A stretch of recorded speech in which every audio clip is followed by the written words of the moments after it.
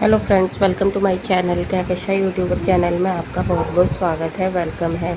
तो फ्रेंड्स, हम आपको बता दें, इंडियन आइडल सीज़न 12 के विनर पवनदीप राजन का हुआ था एक्सीडेंट, और इस एक्सीडेंट में उनको काफ़ी गंभीर चोटें आई थी, जिसकी वजह से उन्हें हॉस्पिटलाइज्ड करना पड़ा, और हॉस्पिटल में भी उन्हें 6 दिन पूरे हो चुके हैं एडमिट हुए हुए। तो यहाँ पर उनकी करीब 4 से 5 सर्जरी हुई हैं, और अब वो थोड़ा सा ठीक फील कर रहे हैं, लेकिन इसके बावजूद कई और मुश्किलें उनके लिए आके खड़ी हो गई हैं। तो चलिए दोस्तों, पूरी खबर हम आपको आगे बताएं, लेकिन इससे पहले अगर आपने अभी तक हमारे चैनल को सब्सक्राइब नहीं करा है, सब्सक्राइब कर लें और बेल आइकन भी ज़रूर दबा दें, ताकि अगली नोटिफिकेशन आपको सबसे पहले मिले। तो दोस्तों, जैसा कि हमें पता है, इंडियन आइडल के विनर पवनदीप राजन को पहले कोई भी नहीं जानता था। उन्हें जितनी भी शोहरत मिली, नाम मिला, वो इंडियन आइडल के बाद ही मिला, और उन्हें इतनी ज़्यादा शोहरत मिल गई कि शायद उन्हें किसी की गंदी नज़र लग गई। अब जाकर वहाँ पर उन्हें लोगों ने बहुत ज़्यादा प्यार दिया, दुलार दिया, यहाँ तक कि ऐसा हो गया था कि उनकी एक परफॉर्मेंस देखने के लिए सेट पर आई हुई थी रेखा, जो कि बॉलीवुड में एक हसीन है और राजकुमारी माना जाता है, उन्हें रानी कहा जाता है बॉलीवुड की।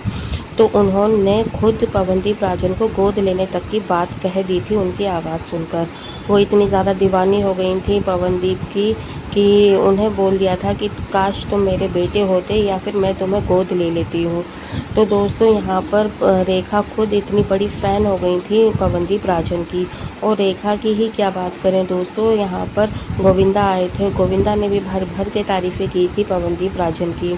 तो दोस्तों, जैसे ही वो इंडियन आइडल के विनर बने, उसके अगले ही दिन से पवनदीप राजन को इतने ज़्यादा लाइव शो मिलने लगे, उनको कॉन्सर्ट मिलने लगे, उनको वीडियो के ऑफ़र आने लगे, और उनकी एल्बम निकलने लगी। तो एकदम से हमें ऐसा ही लग रहा है जैसे कि उन्हें किसी की नज़र लग चुकी हो।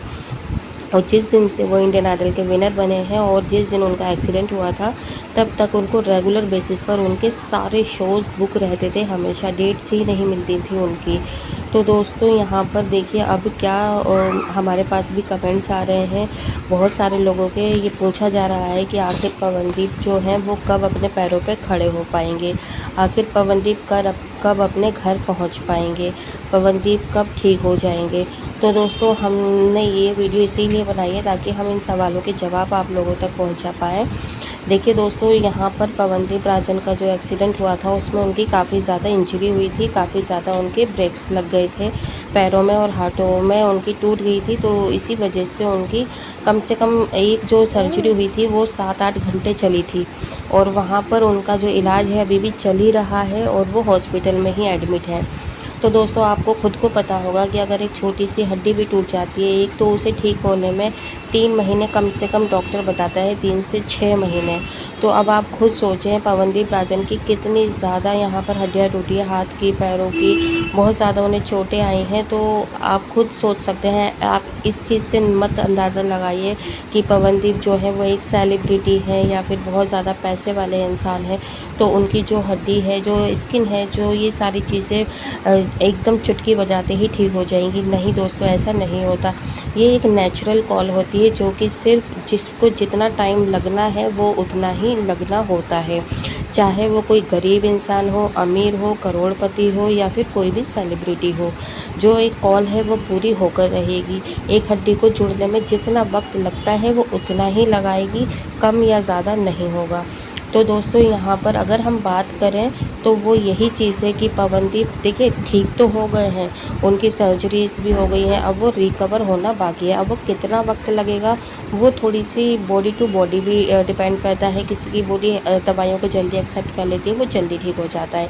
कई बार ऐसा होता है किसी की बॉडी बहुत सारी चीज़ों को एक्सेप्ट नहीं करती, एलर्जी होती है, तो वो ठीक होकर बाद में ख़राब भी होती रहती है। तो ये डिपेंड करता है बॉडी टू बॉडी भी कंडीशन। लेकिन जहाँ तक हड्डियों की बात है दोस्तों, कि उसको ठीक होने में या जुड़ने में कितना वक्त लगेगा, तो वो अगर मैं बोलूँ तो अगर पवनदीप अपने पैरों पे खड़े होकर अगर वो परफॉर्मेंस अब वो नेक्स्ट दे पाएंगे, तो आप ये सोचिए उन्हें दिसंबर जनवरी कहीं नहीं गया, ठीक है। आप ये सोचिए कम से कम उनको वो दिसंबर जनवरी में ही हमें एकदम परफेक्ट होते हुए, खड़े होते हुए नज़र आने वाले हैं।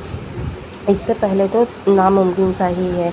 तो दोस्तों यहाँ पर ये सवाल का जवाब मिल गया होगा कि वो कब अब अपने पैरों पे खड़े हो पाएंगे, कब परफॉर्म कर पाएंगे। तो अभी हाल फिलहाल में अगर आप सोच रहे हैं कि उनकी 1 महीने बाद या 2 महीने के बाद ही वो पूरी तरीके से परफेक्ट हो जाएंगे पहले की तरह, तो ऐसा कुछ भी नहीं है। हाँ, ये है कि वो थोड़े से चलने फिरने लगेंगे, हल्का फुल्का व्हील चेयर का यूज़ करेंगे, हाथों में जो डंडे आपने देखे होंगे पकड़ते हैं, ठीक है, पकड़ के सहारा ले लेकर वो चलेंगे।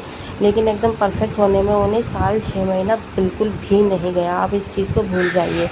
तो दोस्तों यहाँ पर अभी पवनदीप की सिचुएशन बिल्कुल बहुत ज़्यादा ख़राब हो गई एकदम अचानक से। और रही बात अरुणिता की, तो पवनदीप के जितने भी फैंस हैं वो अरुणिता को लेकर बहुत सारे कमेंट्स करते हैं कि वो कब आएंगी, पवनदीप से मिली या नहीं मिली, और वो सिंगर के पास पहुंची हैं या नहीं पहुंची हैं। क्योंकि देखिए इन दोनों की जो दोस्ती थी वो इंडियन आइडल के सेट पर काफ़ी ज़्यादा गहरी हो गई थी और काफ़ी ज़्यादा ये दोनों एक दूसरे के साथ में नज़र आते थे। इनफैक्ट हम ये कहेंगे कि सिर्फ इंडियन आइडल के सेट पर ही नहीं, वो जब जीत भी चुके थे उसके बाद भी पवनदीप के फैमिली फंक्शन में उन्हें कई बार देखा गया, और उनके कज़न की मैरिज थी वो तब भी वहाँ पर दिखाई दी, मिली उनसे।